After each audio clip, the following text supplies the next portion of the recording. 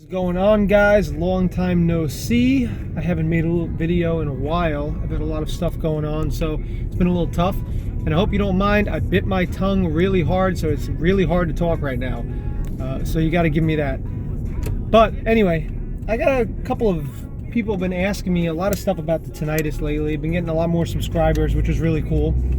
I'm glad to see that there is a community that is caring and wants to know more about it, but also it breaks my heart to see that there's so many people in this community. I mean, I wish that I was the only one, because obviously that would be a lot less problems for others and also a lot more sleep going on at night. I know that firsthand. But actually I wanted to get into one really big topic about it, and it ends with itis. And a lot of people don't realize this, but anything that ends with itis has to do with inflammation. Now, I unfortunately, besides tinnitus, suffer from a gastrointestinal disease or immune disease or whatever you want to call it, called ulcerative colitis, which stops me from pretty much eating anything. I had to become a vegetarian. I did not want to be on medication for the rest of my life, which they told me that I would be, but I have not been, which is awesome. Getting back to it, because that's a whole nother story in itself, is all these things are inflammation. So all these things are inflammation because of either environmental factors, stress, or what you're putting in your body. So if you go to McDonald's 3 times a day, like a lot of people that I know, and have breakfast, lunch, and dinner there, you feel fine everywhere else, but all of a sudden you get tinnitus. It's itis. It's inflammation. You're getting inflammation from something that you're consuming. Okay? You got to change your diet. Now, I'll tell you from personal experience. I was eating fast food. I was not meditating. I was not stretching. I was not... God, I wasn't doing anything to help my body out at all. It was just pretty much inflammation all the time. And when you're younger, you don't realize what it's actually doing to you until it's too late. Now, I've seen so many people complain about that they've been wearing, earbuds that mess their hearing up. Some people, been around loud noises. But you know what? There's a million, if not billion, people that have been around loud noises. There are also a million, billion people that have been eating fast food and whatnot. And those people have diabetes, high cholesterol, high blood pressure, all these other things. So you have to take food hugely into account when you're thinking about your tinnitus. I want you to give yourself a little experiment here. For one day, literally just one day, it's not going to kill you. Okay, you're not going to starve. It's impossible. Humans, even super skinny, can go for a week without food. Okay, I'm not telling you to do that, but what I'm telling you to do is be a vegetarian for one day. Just try it out for one day and then come back to me and leave all the comments below of how being a vegetarian was so terrible and you feel worse, whatever. You're never going to hear that. I'm not going to hear that. You're not going to say that. Only because your inflammation goes down so significantly when you become a vegetarian. I don't eat meat. I eat a little bit of fish here and there, so I guess you call it a pescatarian. But it's very little, very minuscule amount. But I eat a lot of greens, a lot of fruit, a lot of vegetables. I mean, I am consuming so much of this stuff that one of these days my skin is going to start turning green from the chlorophyll and all that other stuff that's in greens. So, long story short, you have to get rid of the inflammation if you're looking to get rid of anything that ends in itis. And to do that, you have to check your diet. You have to check your environmental factors. Now, what do I mean by environmental factors? If you're a mechanic, are you in an environment where you're breathing in carbon monoxide all day long and you're breathing in brake cleaner and you have oil all over your hands all the time? If you work in a cosmetic factory, are you breathing in chemicals? Stuff like that. So in that aspect, you're taking in everything into your lungs. Do you get stuff in your eyes? Chemicals again. What do you put in your eyes? Do you put a lot of Visine in your eyes? Do you put eye drops in? If you're a woman or a guy, whatever you're into, and you put makeup on, what is your makeup made out of? Is your makeup made out of all these things that you can't pronounce? Because if it is, it's probably bad for you. Skin products. If you got dry skin, even if you don't have dry skin, If you put on lotion every day, I'm not going to name them, but there's a million lotions out there that have so much bad stuff in them that you wouldn't believe the products that they use to make this one product. It's terrible. There's things in cereal. I mean, now let's get to the consuming food part of it. Medications you take, just side effects to everything. But it's not just side effects to the medication, it's side effects to food. You can't just say, well, what's good for me is good for you, because I know firsthand, especially with the ulcerative colitis, what's good for you is 100% most of the time not good for me.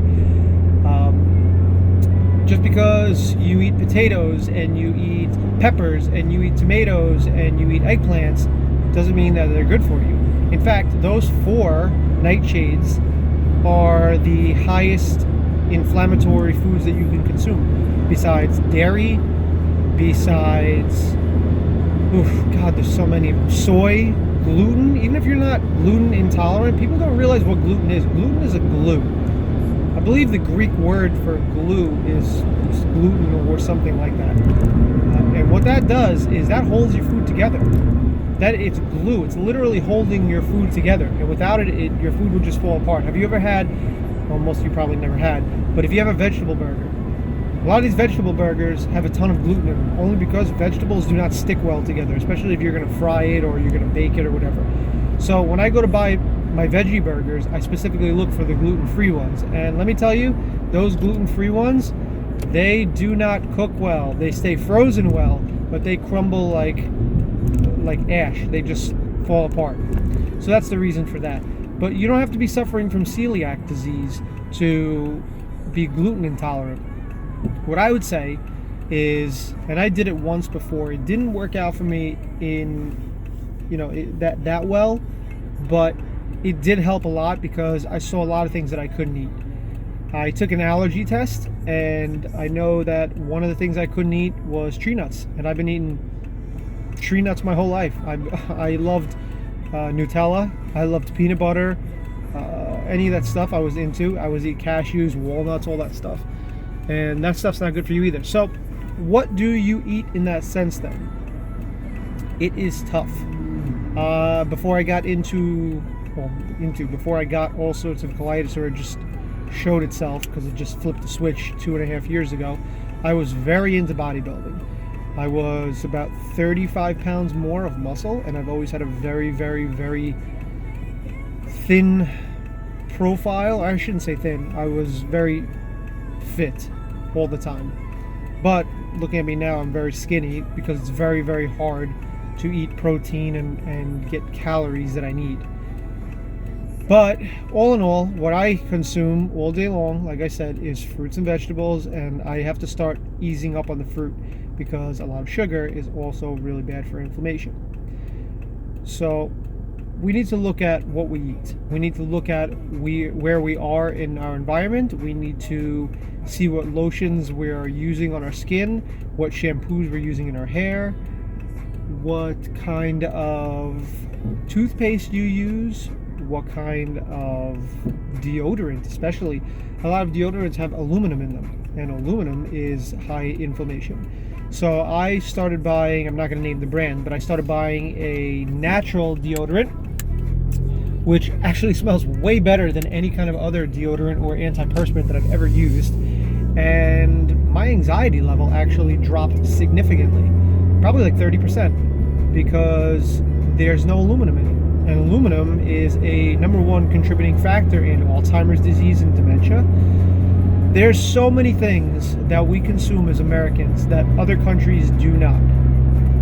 There is a cereal company, another I will not name for reasons, but they have 2 factories right next to each other here in America. One is for the United States and one is for every other country. Do you know that the one for every other country has very, very little preservatives, and they're well checked after? Like, all the products that go in there are like unbelievably good for you products. And then you have stuff that you have in America, they put names on products that they use that you can't even pronounce. And there's a reason you can't pronounce it. It's all from preservatives. And they're not using salt anymore, and they're not using as much sugar anymore because it's bad for you. So they say high fructose corn syrup, dextrose, all that stuff. That stuff is that's the worst. It's worse than putting sugar in because it's preservative. So I just wanted to make this real short video just to let you guys know what's going on with me lately. My tinnitus actually hasn't been terribly bad. I've been going through a lot of stress lately. I have a couple of things going on in my life, but I would definitely tell you that meditating helps, stretching helps, eating well is #1 factor, for me at least. Your environment. It almost sounds like you just can't live, right? Like it's just impossible to be normal. Like you see these people, they get up every day. I'm passing McDonald's right now. Like you see these people get up every day. They go have a coffee, inflammation. They put creamer in it, inflammation. Coffee is not really that great for you in large amounts, and they're getting like 40-ounce coffees or 42-ounce coffees from 7-Eleven or Dunkin' Donuts or wherever the hell else they get it from. And that's just their breakfast with an Egg McMuffin. All preservatives, salt, sugar, gluten, fake eggs. Then they have for lunch, they go to Burger King or McDonald's again, Wendy's, White Castle, Arby's, Hardee's, Carl Jr.'s, wherever you want to call it, all the fast food places. And then for dinner, they go have a salad with chicken from another one of the above said restaurants, and they think that that's healthy for them. Well, let me tell you something. That salad, that Caesar salad from said fast food chains is worse for you than just sticking your hand in a bowl of lard. Because at least the lard is just one I can't think here.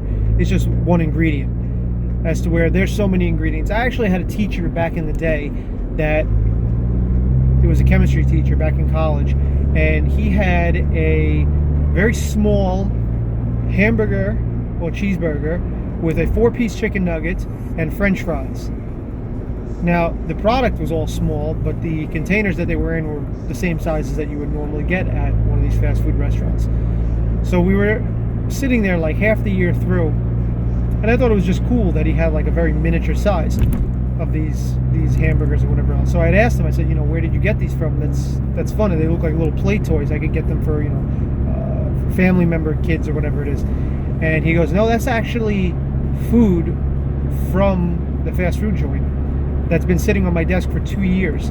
So imagine, it's been sitting on his desk for 2 years. It looks exactly like the original one, just way smaller, like, I don't know, probably 70% smaller because it lost all the fluid in it. And imagine what that does in your stomach. It's been there 2 years and it hasn't digested. Well, it hasn't, fallen apart yet. So imagine how long it takes your stomach to digest that. That is incredible to me. And that's what you're putting in your body. That's what you're giving your kids. That's what you're telling family members and friends. That's what you're sharing stories over at these restaurants. You're putting harmful products into your body. So all in all, I just want you guys to think about it. If it ends in itis and you have it, ulcerative colitis, bursitis, tinnitus, tendinitis, it's all inflammation. They're just all inflammations. And you need to watch out what you're putting on your skin, what you're putting in your hair, what you're putting under your arms for deodorant, what you're consuming. All these things are playing a huge factor in what is going on in your body. So with that, take that into consideration. By eating better and whatever else, try to lessen your stress. Stress probably plays, I'm going to say 50% in what's going on with your health. If you're stressed all the time and you don't feel good, your body is going to feel it. You could be eating perfect, you could be working out, you could be doing everything perfectly, but if you're going to a job that you hate and you're stressing every day over family, over a relationship, over anything really that there is that you can stress over, if you're stressing over these things, you're hurting yourself. and that is definitely contributing to your tinnitus. So with that said, guys, if you have any questions, or if there's anything that I really didn't go over, because I'm kind of just rambling today, it's been a very, very mushy, low-key day for me. But leave a comment below. Subscribe. I try to put out a video a week because I've been getting so much feedback on what people want to see and what people want to hear. And I try to do my own homework. I test everything on myself, obviously. So if you guys want to hear some more of me, click that subscribe button. I'll see you guys later.